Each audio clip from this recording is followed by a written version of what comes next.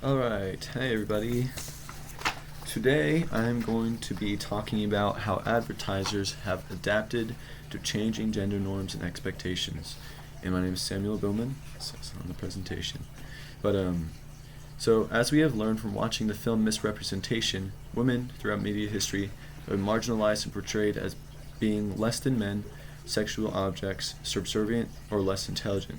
Though through recent women's rights movements and changes in gender norms and expectations in American society, the media climate has changed significantly for the most part. More movies feature women in strong leading roles, and the objectification of women is becoming less prominent. This seems to be happening very quickly in films, but what I want to research is how advertisers have changed their methods in order to adapt to these changes. This need for adaptation has manifested into what researchers have come to call femvertising, an advertising method that seeks to challenge social norms and stereotypes imposed on women. This has been done in order to reflect feminist values. Sorry, let me run. This has been done through portraying women in more powerful roles and changing the language used in order to reflect feminist values. And for my presentation, I'll be referring to God terms from Chapter 7, and from Chapter 14, I'll be using the sections of modeling behavior and perpetuating stereotypes. So, first, I would like to talk about language in God terms. So, according to the authors of the textbook, language is one of the primary means of persuasion, and words hold a lot of symbolic and connotative meaning that people may interpret differently than others, which makes analyzing language so important. Interpretation depends on the personal context and societal expectations in regard to the choice words. And because of this, it is critical that communicators do not violate these expectations and take demographics into consideration. If not, the message will fall flat, or the intended audience might reject the message. Expectations have been changing over time, and communicators must adapt and flow with these expectations in order to succeed. This is where God terms come into play. God terms are one of the three types of ultimate terms, as stated by Gus and Setter, and they are defined as words or phrases that are highly revered, widely accepted, and carry special power in a culture. Out of these three types, God terms carry the greatest blessing of a culture, or the most positive values of a culture. Though strangely enough, I couldn't find any sources discussing the specific language used in advertisements throughout history, but through personal analysis, I kind of come up on the themes and patterns. One prime example of language use would be in the lipstick advertisement, as we can see here. Zoom in on that for a second. So, a prime example of language being this lipstick advertisement. This encompasses the climate of the time and of the early 2000s as well, even though it's a bit more antiquated. The word flaw says a lot, signifying that women, like from what they believe or what the societal norm was, they believed that women were inherently flawed, and the word choice of flaw kind of signifies that, it kind of ties in with the symbolic nature of words, you know what I'm saying? And that it signifies that women are inherently flawed, and that anything that is considered a flaw must be covered up. This cigarette ad ties into this as well, and perpetuates the idea that women must be thin in order to be accepted. Like it says, to keep a slender figure, no one can deny, like these cigarettes or whatever, Another thing to note is the styling of the phrases used in gendered advertising.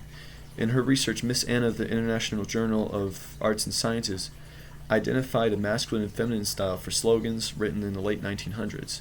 As she reports, the masculine style is short and clipped, clear, rational, and assertive, while the feminine style is long and exaggerated, using extravagant language and playing on emotions.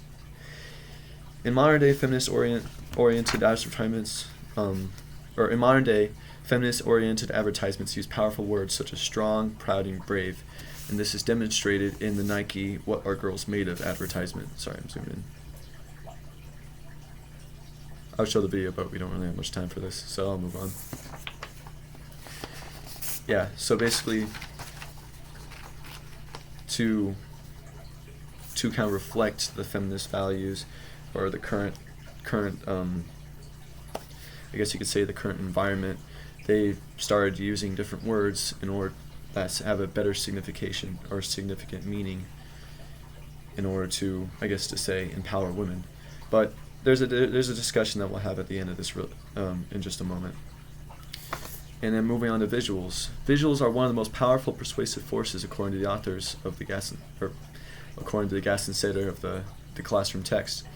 And this is due to their perceived realness or the idea that seeing is believing. They also hold a strong power to perpetuate stereotypes through modeling behavior and viewer identification of the target audience.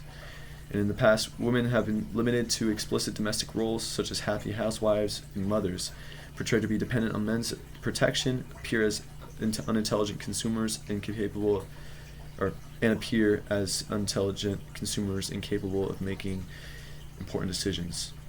And in almost every advertisement that you look at from the mid-1900s, women are the housewives doing homework while Dad and Timmy go play catch or baseball out in the front yard as she looks through the kitchen, the kitchen window, happily, I guess. But yeah. And then moving further on in time, we see the unrealistic body standards of women on billboards in the front of beauty magazines, as we saw in the Misrepresentation documentary. Though recent feminist advertising has essentially flipped all the things I've just said on its head, putting women in positions of power and respect. Take being a doctor, for example, as we can see in this advertisement here.